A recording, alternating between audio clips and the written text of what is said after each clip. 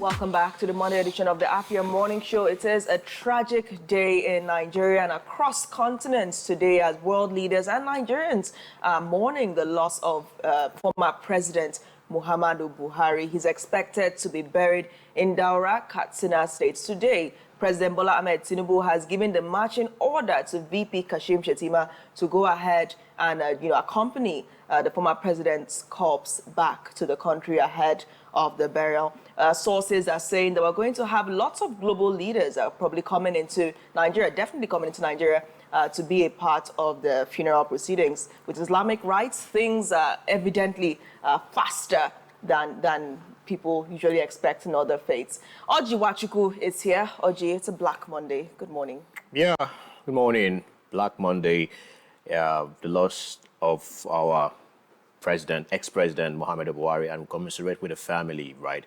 Yeah, he was that leader, by the way. Yeah, his demise is being met by so many controversies, but he was that guy. He was that leader who stood firm to hold forth the unity of Nigeria, by the way. So we commiserate with the family of Muhammadu Buhari, and we pray the Lord God accept his soul. Yes, I mean, he entered into governance in 1984 and then returned again in 2015. A lot of Nigerians that voted for former President Muhammadu Buhari had that order and discipline in mind. They thought he was going to come in and change the status quo, that he was going to come in and discipline Nigeria, basically to send off the corruption. And I guess to some quarters, he achieved a lot. So other people, they still debate. But this is not the time to debate what he did and did not do. What is important today is that an iconic figure, a historic figure, is dead.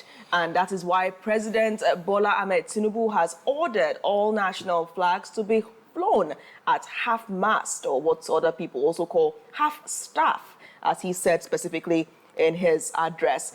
We are joined from Lagos this morning, as of course we assess headlines. Lots of papers are full of those stories concerning Buhari. We're joined from Lagos this morning by Mr. Aro Leonard, who is a media development, social transformation and environment expert. Mr. Leonard, thank you for joining us. Thank you for having me. Good morning, everybody. Good morning. How are you doing? I'm cool. Okay. Are you really cool? It is a Black Monday in Nigeria. I mean, you have debates rife online, people debating what former President Buhari did and did not do. But you have the fact that a national symbol is gone. You know, former military general, two-time president of Nigeria, two-tenure president of Nigeria. You're seeing governors of different states sending their condolences to the family and, the people of Katsina as well. What are your thoughts as you reflect on the death of former President Muhammadu Buhari?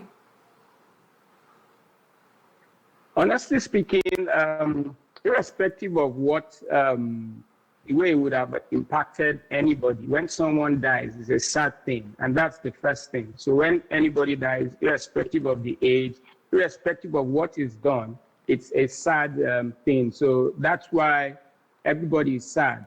But it's sad for me in two ways, and I believe for Nigerians in two ways. You see, there's this thing about elder statesmen, when they serve, they go, it's usually nice they are given that opportunity to tell us, the younger ones, some what I call bedtime stories. Recently, we saw President former head of state Babangida release his book. We've seen so many memos come up. People come up and tell us, okay, this is why I did this, this is why I did that, and some other things about them that we naturally wouldn't know. Unfortunately for late President Muhammadu Buhari, he did not have that opportunity to release any memo, be able to tell us his own story, why he did this, why he did that. And you find out that even, look at it, throughout the 8 years, even before he became president, you find out that it's always people speaking for him. Even the campaigns and all that, it was, in the early years. But the one that brought him into power, you find out that it was the people around him, the El-Rufai, and other people that were speaking on his behalf, even the Asiwaju himself, speaking on his behalf, and it was as if people brought him in.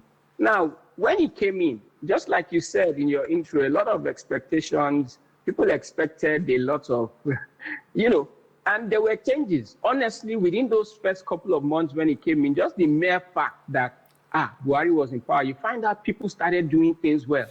There was steady electricity. People just started behaving well, because everybody expected, this man has come, authoritarian, disciplinarian, man of integrity, this and that. So it would all be business as usual. And people started behaving. But by the time people saw that he did not really have a grip of the people working with him, a grip of the system, and we were not also able to see clearly his agenda, knowing, okay, this is what he stands for, this is what he wants to do with the economy, this is what he wants to do with the nation and all that. And like everyone has said, he gave, you see past ministers, they've all come to testify that he gave everybody free hand. Go and do as you want to do. He wasn't micromanaging anybody like people thought. Maybe he deliberately did that, to show that he's a Democrat, because that was one of the things people were saying against him before.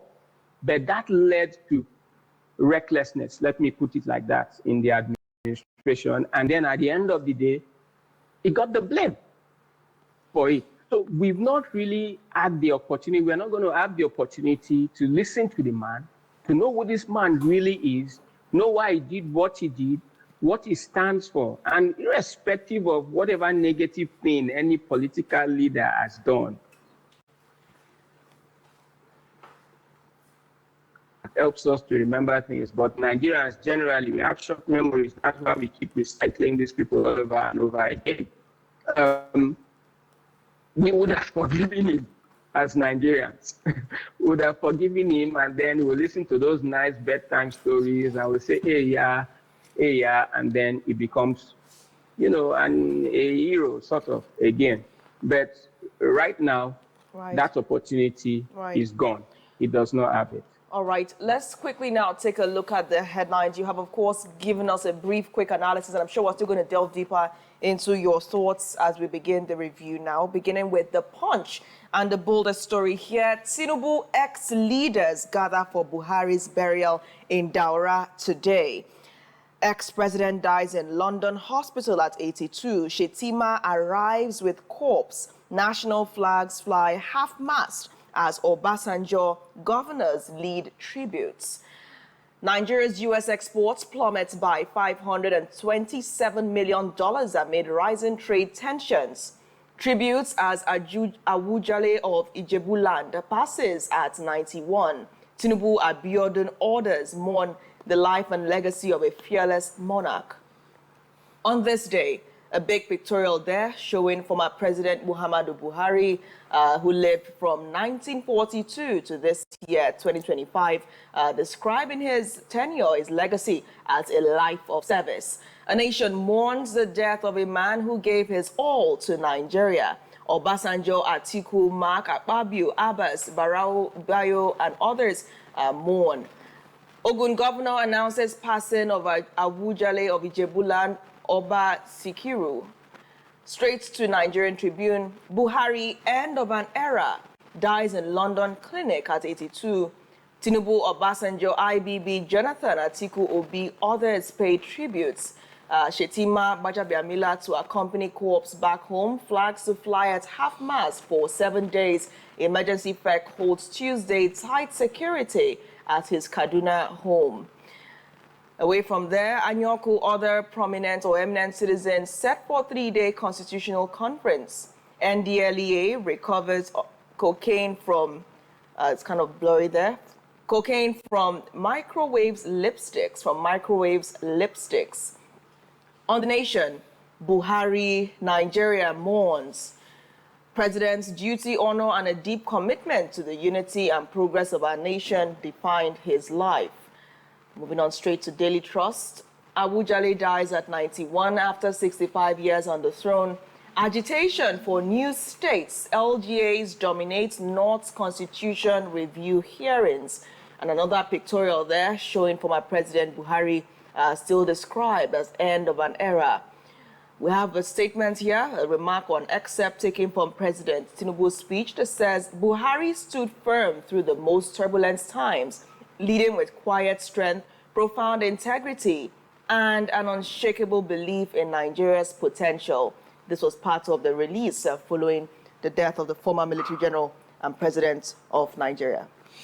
Starting from The Guardian, tributes, reflections on legacy as Buhari bows out at 82. The man, his legacy, policies, health, and controversies.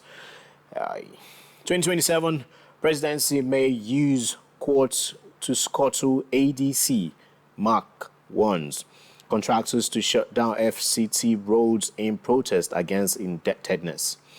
LP slams Abure over secret meeting with Wike, reaffirms suspension. Morning as Awujale Oba Adetona passes on at 91. Opposition laments as APC sweeps Lagos LG polls.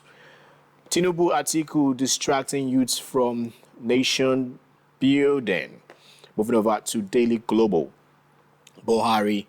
Tinubu directs all national flags to fly at half-staff for 7 days. No date yet for NEC to decide Obi's fate, says LP. Your government is callous. Atiku slams Tinubu over unpaid wage awards. Obebelo orders probe redeployment of security officers over government house lockouts incident. Chelsea trash PSG 3-0 to win FIFA Club World Cup. I beg your pardon. Now 123 billion naira withdrawn from banks in 1 year, says CBN. Moving over to the West. Former President Buhari takes a bow. Dies at 82 in London hospital. Tinubu orders mourn. Shetima leaves for London to accompany body back to Nigeria. Buhari's death abroad. Need for improved trusted health sector. We will go wherever Adeleke goes, Osun PDP leaders declare. I am still consulting, says governor. ADC slams Tinubu over unexplained 5-day absence after BRICS summit. APC wins Lagos LG poll. Reps push for electoral reform, NJC to replace presidency in INEC appointments. And moving over to salient times. Tinubu declares 7-day mourning as ex-president Buhari dies at 82 to be buried today in Katsina State. VP Shetima Gbajabiamila to accompany Buhari's body to Nigeria. Dapo Abiodun, Aregbesola, Malami, Natasha, Shehu, Sani pen tribute to Buhari. Abure-led factional chairman visits Wike in Abuja. Tinubu praises Wole Soyinka as uncommon patriot on playwright's 91st birthday. Lagos LG polls, APC wins all 57 chairmanship, 375 councillorship seats. ADC to Tinubu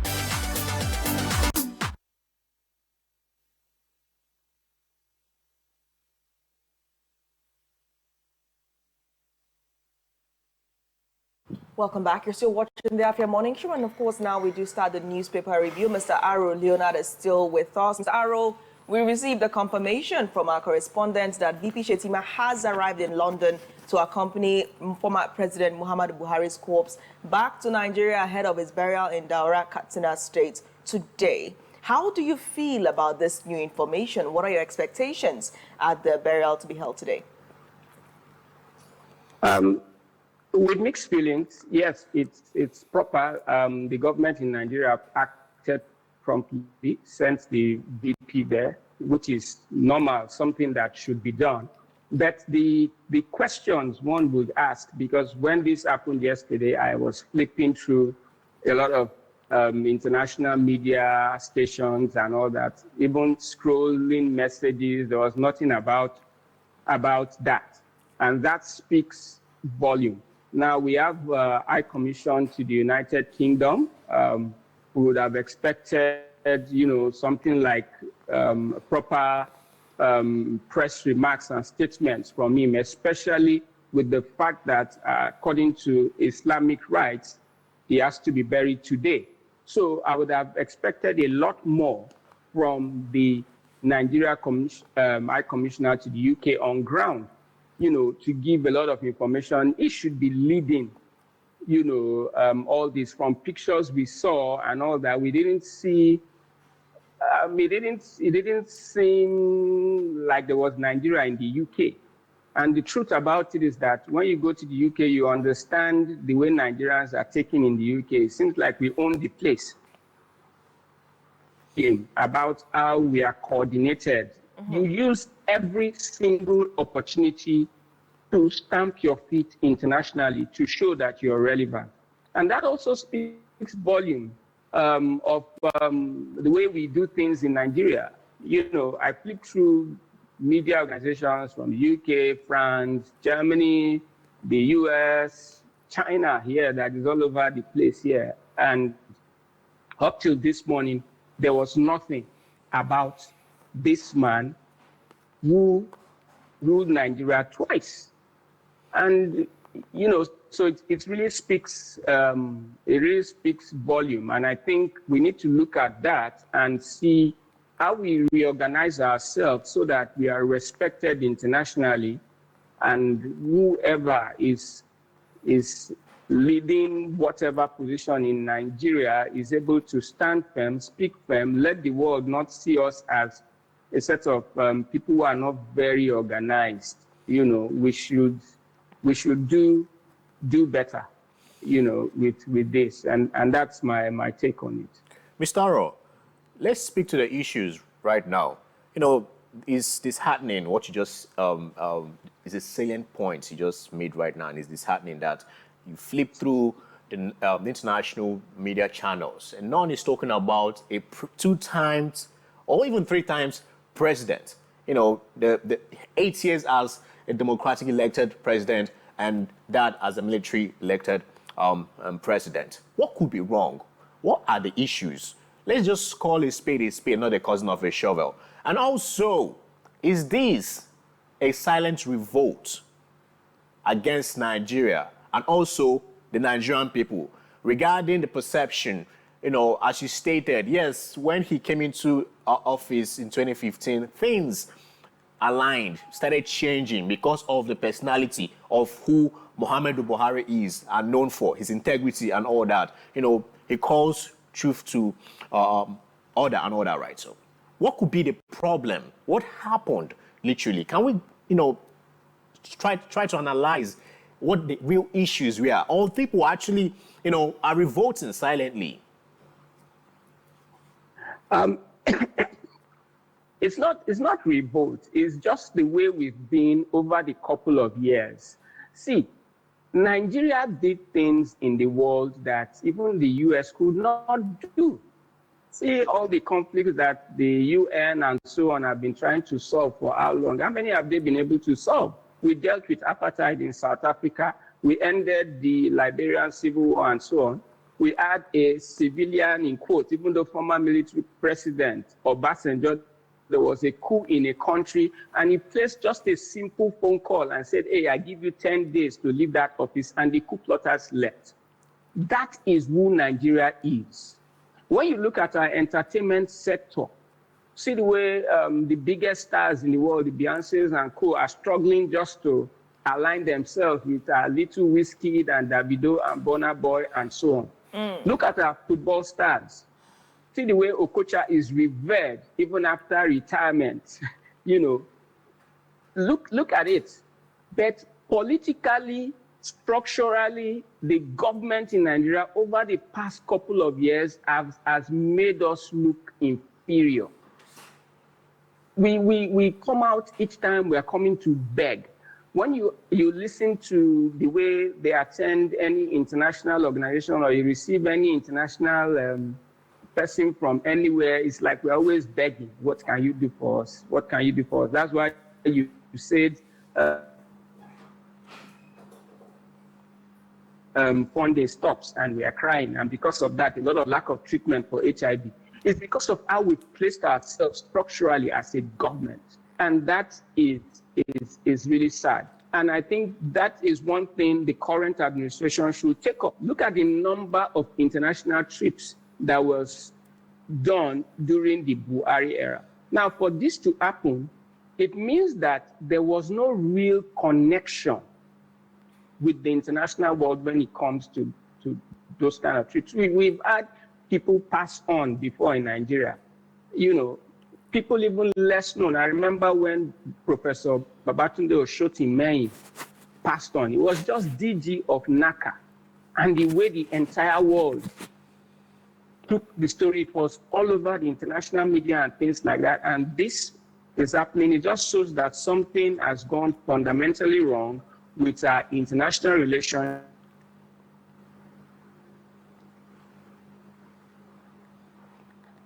All right, Mr. Aro. Countries yes, where I think they are. Yes, and okay. That is why countries are looking down on us. Not because of Nigerians. Individual Nigerians are doing well, but the government and government officials are not really placing us the way we should be. All right, Mr. Aro. I mean, we're seeing the subtle signs that many people may have perceived as rumors. First and foremost, we saw the information that former President Buhari was sick. People were obviously a bit rattled by that. But our calms were feared when we received an official statement saying that he was in recovery mode. We're also seeing the nature of the hospital that he was receiving treatment as being one that is known to treat high-profile individuals, even members of the royal family in the UK. So that already painted a picture of the severity of the illness that former president was trying to recover from. But we're still seeing, comments following VP Shetima's arrival. People are saying, how can a whole vice president be given a marching order to go and bring the body of the former president back? Why should a VP be assigned such a duty? What do you make of those social media comments? I'm wondering why President Tinubu would deploy his vice president to go and perform this official duty in line with official protocols. For me, that is irrelevant. The president himself can even go there if he decides to. Listen, this is the president of Nigeria, and any honor, is the past president of Nigeria, and any honor given to him is normal. I don't think that is an issue. We should not dwell on those issues. But I think maybe the problem is the way and I will speak to media, a lot, and I see it a lot. You see, when you check the news, you see all over the place, it said President Tinubu ordered, we should, as media, even if the officials in the State House who have a problem with the media aides who write most of these things, who send out press releases, their tone is usually not very nice. But we as media people, we should also try, because whatever we put out, we are painting a picture to the entire populace. So we should also try and see how we change some of those words. You don't just jump and order people in a democracy. So then it wasn't a marching. Like it wasn't a marching order then, Mr. Leonard. It wasn't a marching order. It's not. It's something that it's normal. You could do that. This is the president of Nigeria. Even President Tinubu himself can decide, say, hey, I want to go there and give this person. We could do that even as private individuals. And don't we fly all over the place to to, you know, do such things for people we love and people we are close. I should take that as anything. It's not part of our culture to do that. If, you know, as it is now, President Buhari is a family member of the current president because he was the president of Nigeria, so that's their family caucus. And so they have to go there and do what they have to do as a family. So that's normal. All right. Okay, let's come to the West. Op-ed, Buhari's death abroad. Need for improved trusted health sector. Now, bring us to the conversation we'll be talking about, you know, 8 years being the president of Nigeria, and you still needed to go seek medical attention in London. Can you walk us through this and how important it is, even in the now government, to look into a health infrastructure in Nigeria, and not always these individuals jetting off the shores of Nigeria, seeking medical help, aid in the West? So for me, it's not just health. We keep talking about this health. See, successive governments don't remember basic things that Nigeria needs. One thing we should know about health is that it is not a privilege, it is a right. It's one of the fundamental human rights of Nigeria. So any government that is in place anywhere that does not take health seriously and some other issues, I'll mention some, is actually not doing governance. It's just there playing politics. In Abuja, where we are, we've seen loads of commissioning, billions. They spend even millions to do the commissioning. That million should have gone to something else, you know, of projects that don't really affect people. In my estate just a couple of days ago, my neighbor's house got burnt. We called the fire service. They react. They're coming from. It will take them an hour to get to where we are. It was just one truck bought during the All Africa Games that serves a wide area. You know, 20-something years ago in Abuja, it wasn't like that. During the time of General Babangida, in Abuja, it took between 5 to 15 minutes for fire service to get to wherever, you know, you were. So those are basic things. The entire Lugbe Airport Road in Abuja, as Abuja is the federal capital, let's not go to other states, does not have a general hospital. There's just one small primary healthcare center that is poorly funded there. Right. You know, so these are basic things that any government should do. So it speaks again. So, okay, let's say this is a chronic case and then he had to be flown abroad. But the 8 years he was in power, even the current president, check how many times, even governors, even nowadays, even local government chairman, basic health issues, they travel abroad. We see some of them, some of the past leaders who are on trial currently using legal means to seek a court to grant them opportunity to travel abroad for medical treatment. That's right. That alone should make the judge just sentence that person to jail. That's the truth. All right. Now, we've just received new information, a statement signed by Kamoru Ogunlana, ESQ clerk to the National Assembly, bringing us, well, information that he is directed by the President of the Senate and the Speaker of the House of Representatives to inform all members of the National Assembly and general public that all legislative activities in the National Assembly are hereby suspended immediately until Tuesday, 22nd July 2025. All members of the National Assembly are hereby urged to reschedule their engagements to enable full participation in the burial activities of the late president. What do you make of this new release coming from the National Assembly? All duties suspended till Tuesday, 22nd July 2025 to enable members participate fully in the burial of the former president. Your take? Yeah, it's also normal, like I said, this is the past president of Nigeria. He should be given that respectful honor.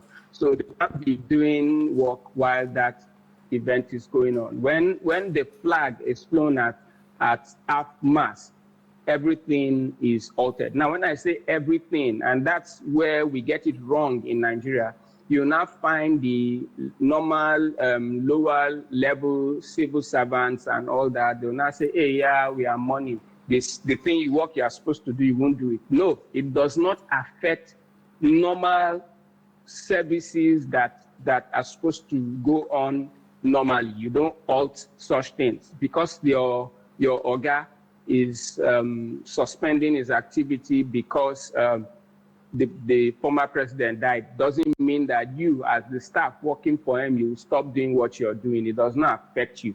And that is part of the indiscipline and callousness we have in many sectors in this country. You find out that people in some ministries say, hey, yeah, and then just stop. No, it's only for when it comes to those top level strategic meetings and activities, but regular work goes on. And we need to be able to, as a government in all states, governors listening to me right now, build structures and systems that work even when we are not there. When the Oga travels for a meeting and all that, the system must still work. You know, things must still go on. And that is the main difference, as far as I'm concerned, between us and the developed all right. in quotes, all right, Mr. Aro, let me come in there. UK. We're running out of time, but I have to ask you this. We've been seeing half-staff, half-mast all through last night. What does it mean for the flag, the national flag, to fly at half-mast or at half-staff?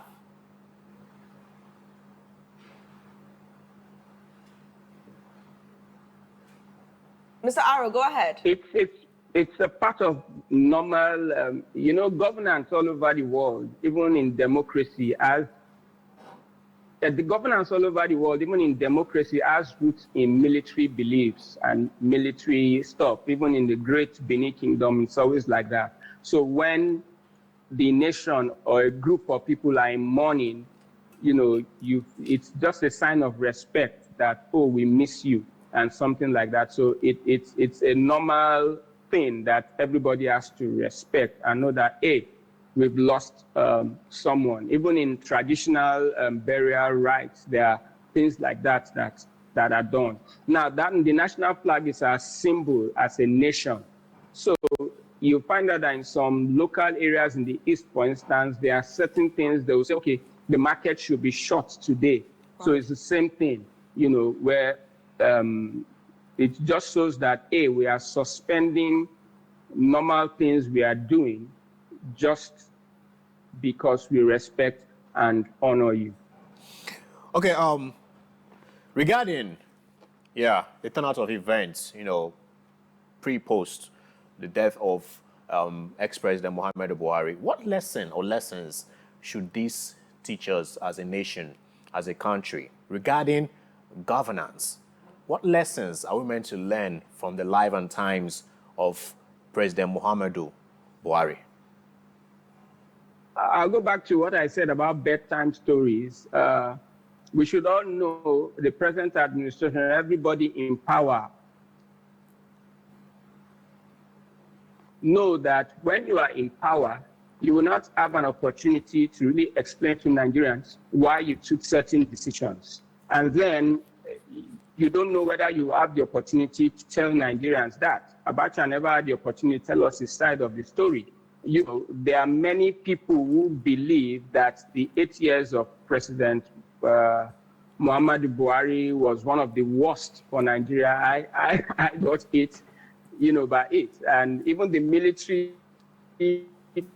time, I remember when they took over in the former Bendel state, there was free education. The moment the military took over that year, 84, they introduced school fees. I remember my classmate, I remember when I graduated from the university, I came back and I saw one of my classmates who was quite brilliant, but had to drop out of school then because of school fees that the military introduced. The war against indiscipline is something that is good, but the detentions and other strong. So politicians need to know, when you are there, the current administration, don't be looking at 2027, look at what you could do now. Be as transparent as possible. Make Nigerians understand certain decisions, even though they are difficult decisions that might be hard for us. Be transparent. During the Goodluck Jonathan era, monthly allocations to parastatals and ministry were published in the dailies. When Buhari came in, that was stopped. And that created room for a lot of, things that he himself could not explain. But now he's being blamed for a lot of those things. So when you are in power, be transparent, be accountable to Nigerians so that we will know why you do what you are doing, because you don't know if you would have the opportunity to come tell us bedtime stories. Thank you so much. I mean, that's a fantastic way to end bedtime stories. We don't want to hear those bedtime stories. Thank you once again, Mr. Aro, for joining the show today. Thank you very much for having me. We'll watch and see how all the events play out today. Afia TV will definitely be monitoring this and bringing you more life and times of ex-President Muhammadu Buhari. Now, speaking of explaining oneself and what people think versus what is actually on ground, much later on today's show at 9 a.m., we're going to be receiving insights from the state government, the Abia State government, speaking about the Ifo Bara menace. What really transpired during the administration of former Governor Okezie Ikpeazu? Why was that project left abandoned? The project that was supposed to see to the, shall we say, rechanneling of the water that has now turned into a hazardous water body along that axis. We're hearing from the state government telling us what really happened, what were the challenges, and why was it left that way. The morning show returns in just seconds with regional stories. Don't move an inch.